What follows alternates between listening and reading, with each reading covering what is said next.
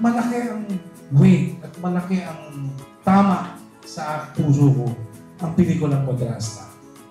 Siya ngayon talaga masasabi ko, favorite kong pelikula. Ito yung pelikula na sabihin na natin na-involve ako sa ibang pelikula, pero dito talagang per sequence lumalabas kami yung direct para tapusin ang pelikula. May kissing scene ba kayo? Kasi magkabit-kabit kayo sa movie. Meron, hindi lang ako pumayag. Sabihin natin sa comedy, pag sinabing comedy, pre! Aga mo lang yun. Pero pagdating dito sa ganito mga scenes, Tonton Gutierrez. So I'm very thankful. In fact, I'm saying that. I'm very grateful na mga kaibigan talaga umuo sa project na ito. Mapapanood to ng mga apo ko, ako na apo ko. Kasama ko si Roderick Paulate. Nag-iisa. The OG. Yung mga linyang binibitawan nila ay true to life. Ramdam na ramdam ko. At alam ko mararamdaman din yung audience ko. Ibig sabihin yung mga dialogue kasi namin doon, hindi lang basta line na inimbento.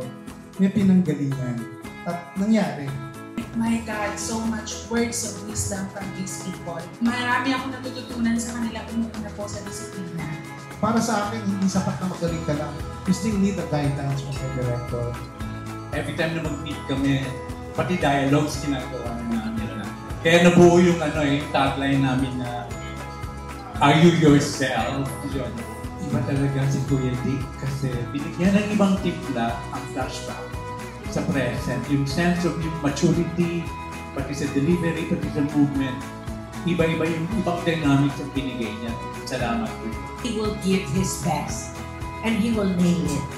Sabi ko, maraming magagaling na comedy actors o maraming gustong maging komedyan. Pero nahihirapan ako, to be honest, nahihirapan ako isipin na sino pa talaga yung susunod na pareho kami ng steps o new journey na tinahak sa showbiz. Parang iba eh. Oo, lahat kami nagpapatawa, pero iba-iba yung mga pinagdaanan namin. Katulad ni Vice, di ba, magaling siya. It's his time. Talagang siya naman yung sa comedy ko yun. Pero iba yung journey na dinaanan niya. Very happy kami lahat na nakabuo kami ng magandang pelikula.